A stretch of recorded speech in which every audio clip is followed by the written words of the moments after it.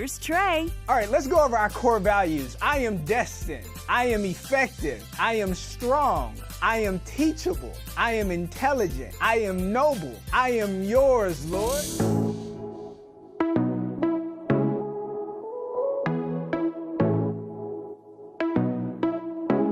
I'm not helpless.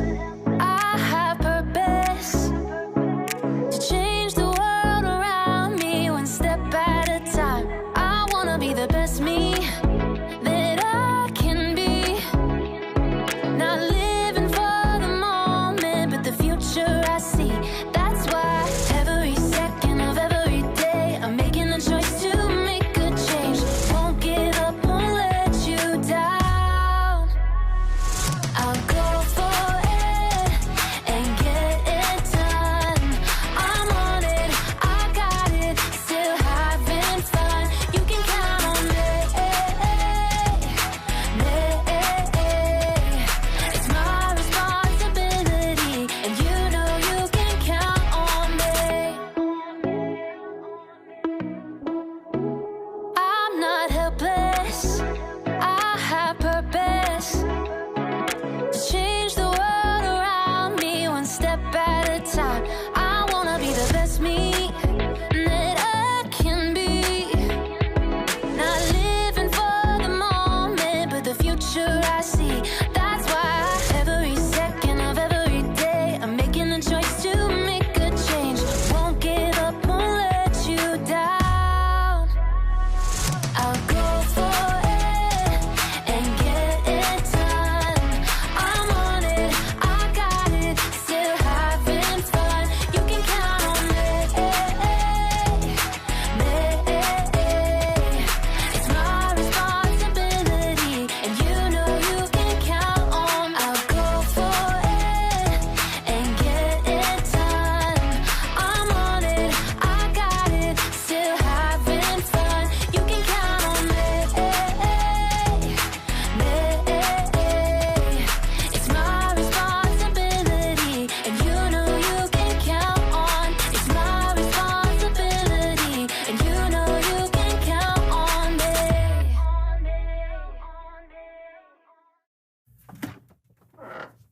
Ooh, what you got there, Lawson? Ooh, it's a new board game. I just got it. It's huge in Latvia. Cool. You want to play? Do I? All right, it's pretty straightforward.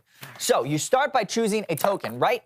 Now, the green token has a different power than the orange one because green token has the ability to roll again every single time you roll a 4. Now, the orange player can only carry one antique at a time. Each antique has a special, unique ability. You get to add one move to your turn unless you roll a prime number. So, next up, the red token right here gives you the power to scapegoat one other person. Now, the blue token gives you the ability to carry water.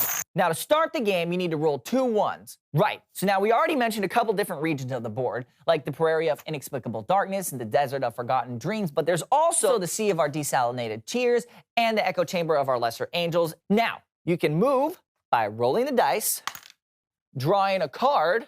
Now, are you ready to play? Here we go. Oh, so close. All right, your turn.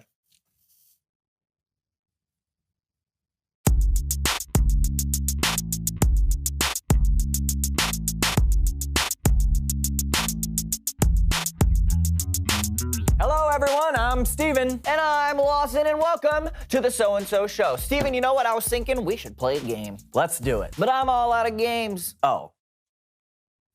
So please welcome someone who knows stuff. Woohoo!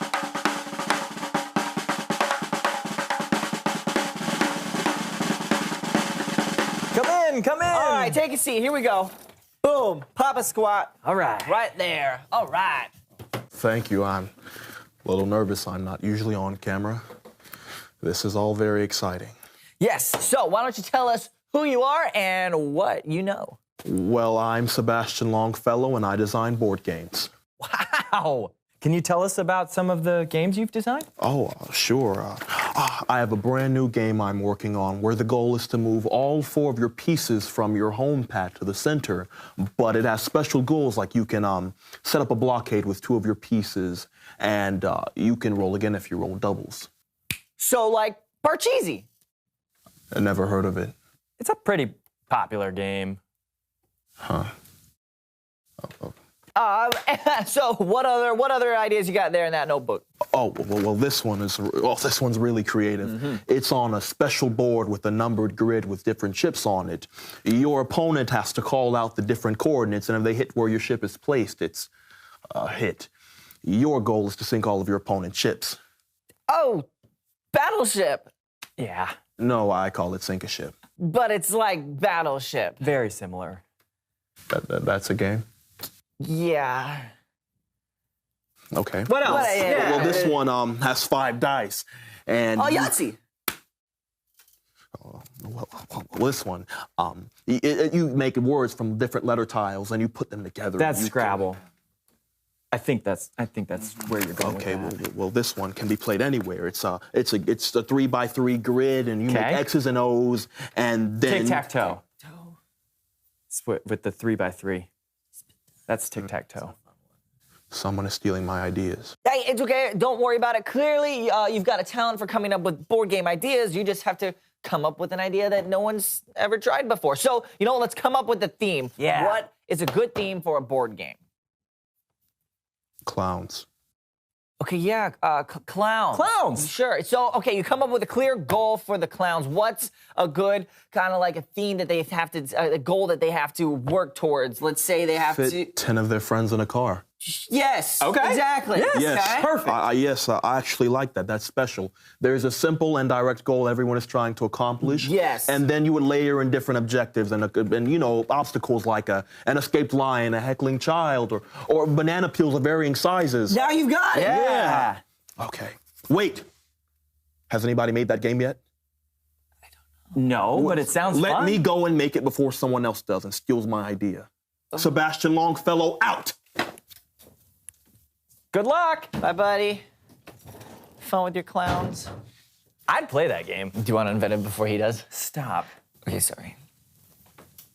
It's Bible story time with Kellen.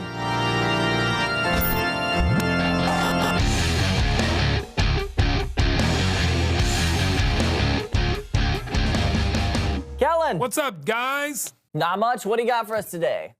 Well, I got a parable that Jesus told from the book of Matthew. Now, Jesus would often teach using stories called parables that showed a bigger truth about God or the world. Perfect. Take it away. Sure thing. And here to help me today are the So-and-So Show players. Why?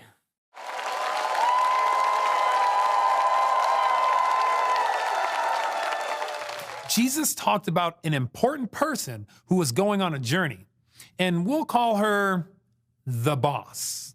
Yeah, I'm going on a journey. Oh, but I have so many bags of gold. What should I do with them? I have an idea. A marvelous idea! I give the bags of gold to my servants, and I let them take care of it. Sonia! Yes, the boss. I'm going on a long journey. Oh. And I'm trusting you to take care of these 5 bags of gold. Me? Absolutely. You want me to be in charge of these 5 bags of gold? I'm trusting you to take good care of them. Thank you. Patricia! Yes, the boss? I'm going on a long journey, and I'm putting you in charge of these 2 bags of gold. Me? Exactly. You want me to be in charge of these 2 bags of gold? Your fortune? Your wealth? I trust you to take good care of them. Yes! Of course. Blanche! Yes. Yes, boss. I'm going on a long journey, and I want you Yes. to be Yes. in charge Yes. in charge of this 1 bag of gold. Me? Yes. I trust you to take good care of it. And now, I'm off! What am I supposed to do with this? Time passed, and the boss came back from her long journey. Let's see what happened to my fortune. Sonia! The boss, you left me in charge of these 5 bags of gold. And? And I took it and turned it into these 5 bags. That's amazing!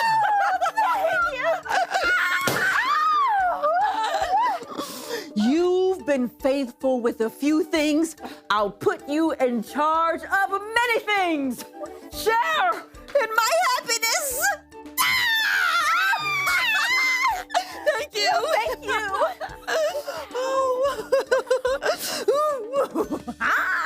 Patricia! Boss, you trusted me with 2 bags of gold, and I turned it into 2 more bags of gold. You've been faithful with a few things. I will put you in charge of many things. Yes!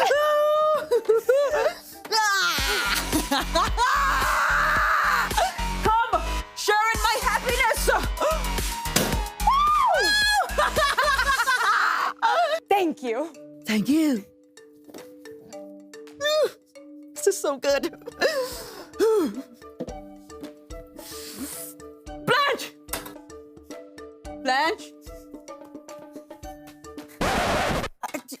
Hey, the boss.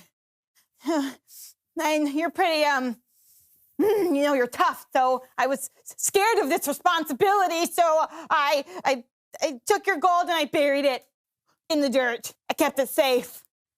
So here's your 1 bag of gold. You knew I was tough, and you did nothing with my money. But you could have put it in a bank. At least you just let it sit there in the ground doing nothing. Yeah. Sonia! Yes. Here. You're in charge of this bag of gold, too.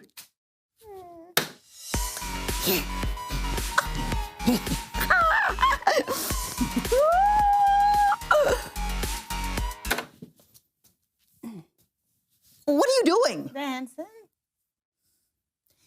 You could have shared in my happiness, but you chose not to do anything with what you were given. You missed out.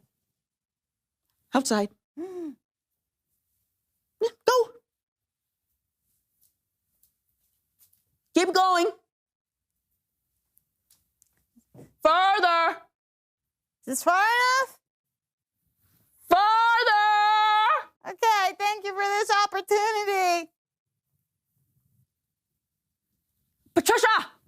Let's party!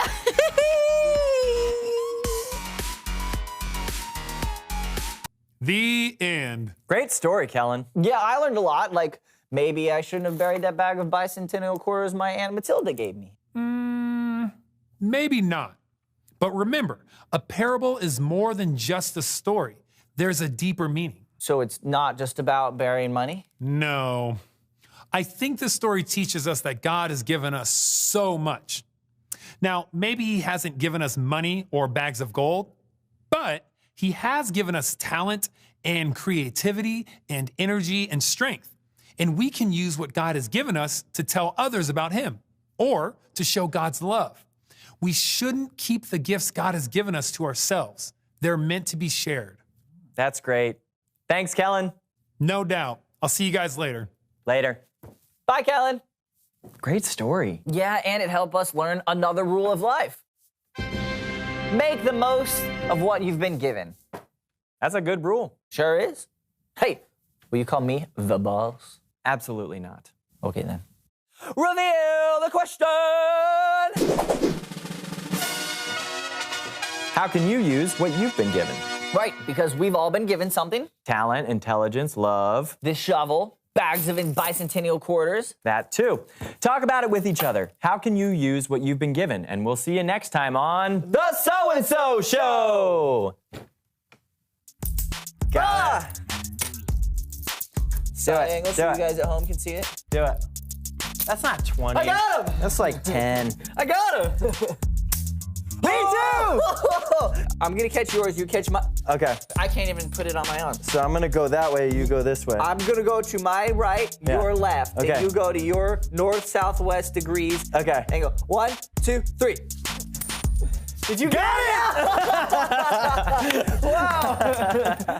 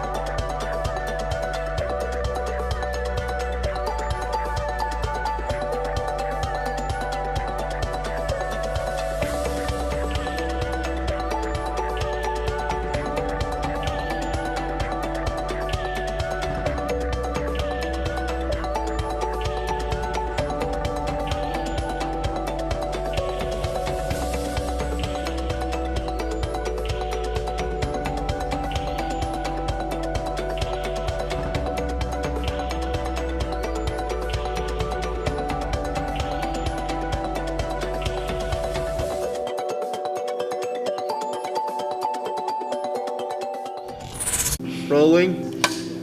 Do you think of doubt as a negative or a positive thing? It could be, I feel like it would be a negative.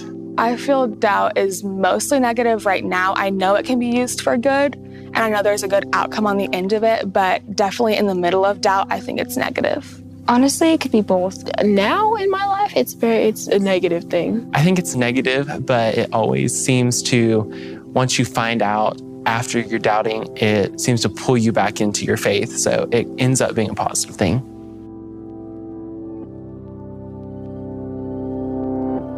Have you ever doubted if God exists? Yes. It's kind of hard to explain. I've never thought completely he wasn't real, and I know he's real. But sometimes I get in my head and I'm like, that's a crazy thought. And then I start thinking, okay, then who created God? All these questions that I don't have the answers to because my brain is so small compared to God's plan. I'm the exact same way. There's like a couple times where I'm just like, okay, who created God? And I'm like, well, God has to be real. Who created this? How did this come up? What? Let's go back to the beginning of time.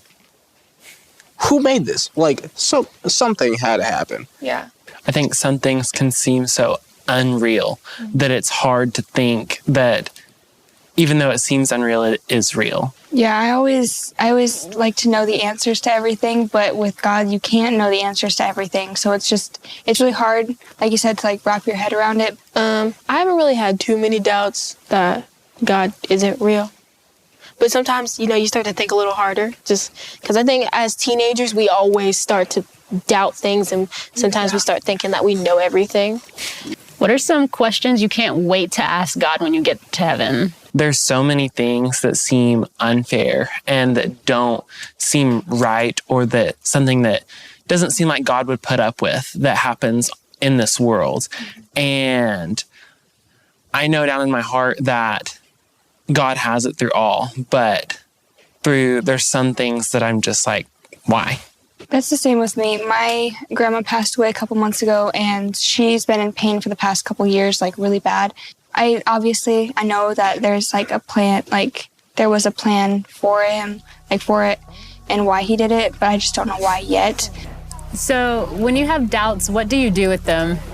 Pray about them for one, but also talking about them with someone else. That kind of, usually when you talk to someone, the other person's perspective or just having them listen, it kind of makes you think through it yourself. I think first I try to think where it came from. Did it come from my own mind? Did it come from social media? Did it come from a friend? how that doubt came to be, and then figure out if it's a healthy doubt to have, and to realize that I don't have the answer and I might not ever have the answer, or if I'm just overthinking it and that's a doubt I can get past. Whenever I doubt something, either I'll express it to someone, or I'll stay up till about 5 in the morning thinking about it until I've come up with a conclusion. Yeah, I tend to not sleep when I'm in doubt. I'll just be like, let me just think about it. I'll figure out the answer at some point. When I'm doubting myself or when I'm in some sort of crisis, I feel like I don't want to lay that on someone else. For real? Yeah. When I doubt myself, I tend to just give up. Like, if I doubt myself in like a skill set or something, then I'll just give up completely. Why do we try to hide our doubts? Why do we feel so much shame when it comes to doubt? Our perspective is doubts are negative. They always make you give up or take you to the wrong place, but I don't think that's always true. Yeah, I think it shows weakness, and people, especially in our generation, don't like showing weakness. Yeah. And I think that people are afraid that other people are going to think that because they have doubts, it's gonna make them look like wimp, I guess. Yeah. And as Christians, I feel like there's like a stereotype to where if you doubt, then you're not believing in God. And that's not it at all. Society has always painted this picture, especially like now in our social media era, to always be perfect, to look a certain way, act a certain way, feel a certain way, have, you know, a certain perspective, because, you know, either your perspective is right or wrong. So we always doubt, you know, am I doing what's right? Am I doing what's wrong? Am I supposed to look this way? Am I supposed to look that way? You know? So it's just this game, you know, within our society, and it sucks. Yeah, it's pretty bad. What is one thing you hope the people watching this video will take away from this conversation? And that doubts are okay. Yeah, they should be normalized because everybody doubts. Yeah. Yeah. You don't be shy about your doubts because someone else probably has the same thing with you. Yeah. I think being super open about them, because my doubt might be exactly like your doubt, but you would never open up about it unless I did, and then we could like share that and have that in common. I think if also we share our doubts with each other, they might be able to help us boost our confidence or push us to work harder to get through those doubts. So it's easier to get through them if you start talking to other people about them. One thing that my therapist told me is so true. She said whenever you're having doubts or whenever something is upsetting to you or, you know, anything like that, acknowledge what you're feeling, welcome it, and then let it go. Has this conversation changed the way you view the subject? I just think it's comforting knowing that everyone has doubts. Yeah. Even the most confident person you know still has probably just as much doubt as you have.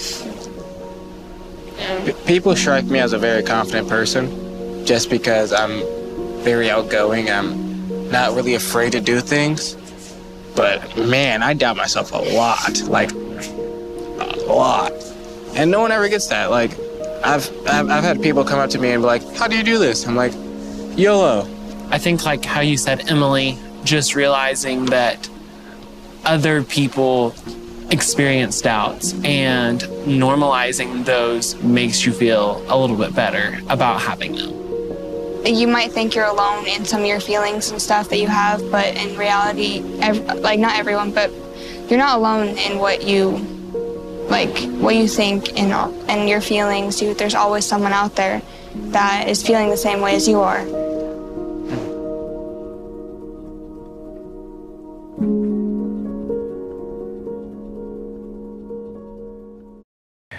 Not caring what people think will be the best choice you ever make. Bro, this whole I want to be popular stuff is basic. I know you see the cool kids, they dress fresh, they get the attention, they turning up, they going to parties, and you want to be like them, right? Keep it 100. Sometimes you feel like you're not enough, right? Well, I'm telling you, you are enough. You were born original. Don't you dare die a copy. You were born to stand out. Stop trying to fit in. Popularity does not mean quality, but I get it. I get it. See, in this crazy world we live in, it has no chill. Some people are loved for being fake and others are judged for being real. But you have to be real. Never stop. Because it's better to be hated for who you are than liked for who you're not. So what if you don't fit in? So what if you're not perfect? Do you know how diamond experts can tell if a diamond is real or worthless? See, the fake diamonds are perfect. The real ones have flaws. And just like that, fake people appear perfect. Real people make mistakes and have flaws. And let me tell you this, the coolest people don't care about being cool. The people who care about being cool are the saddest. When they go home, they're not happy with who they are. Because see, popularity is when other people like you. True happiness is when you like you. See, me and you, bro, we got the same story. See, I was that shy kid. There was nothing I wanted more than for people to like me, but it didn't happen. And I would always think like why? Why can't more people like me? And then it dawned on me. See, sometimes the universe has to protect you from what you think you want. See, me not being popular gave me time to work on me. And when I worked on me, everything changed. When I had the courage to be me, people started coming to me. See, I found out that I was enough already. And just like that, you are enough already. See, nobody has lived your life. Nobody can tell your story. So pick your head up. Don't dim your light so that others don't have to squint. Don't hide your shine underneath the shade. Don't trade your dignity for popularity. You may not be popular now, but you will be great one day. Right now, you may not be well known, but one day you will be worth knowing. So keep focusing on you. And don't worry about what these people think, mainly because most people don't think. Most people will judge you based on an opinion from somebody else. Man, treat these people like coupons and cut them out of your life. Leave them on red. It's time to focus on you. You may not see it now, but in 5 years, none of this popularity stuff is gonna matter. See, popularity ends on yearbook day. What you build and who you become will last the rest of your life. So don't let them write your story. You keep caring about what people think, you will forever be their slave. And you're stronger than that. So never forget who you are, because it is who you are that makes you great.